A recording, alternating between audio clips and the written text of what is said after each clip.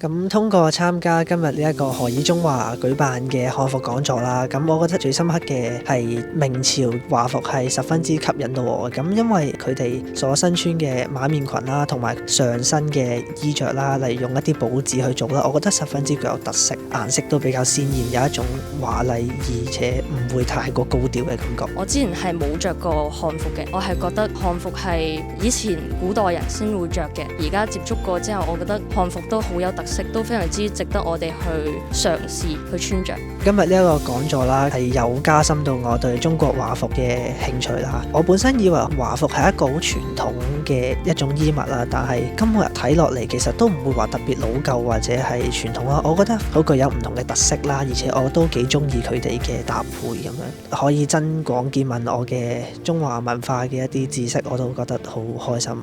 平時都係單向啲嘅，如果上堂嘅話，但係如果有得展示，亦都有導師咁即係生動活潑，又有導師着埋華服一齊出嚟同同學仔一齊講解呢，會特別留心咯。咁同埋都會特別感興趣。其實好多同學都未見過咁多朝代嘅漢服嘅，佢哋平時都係喺書度睇啦，或者網上面睇啦。今次透過真係有同學仔着，同埋有同學仔試着呢，都可以實踐到出嚟。咁所以其實佢哋學習都比較立體啲咯，仲可以即係親身試到嘅話呢，其實更加會對中國歷史啊文化更加大興趣，都俾佢知道唔同朝代會有唔同嘅風俗啊歷史啊，而從亦都有唔同特色嘅設計，對佢哋都加深咗佢哋好深嘅認識嘅。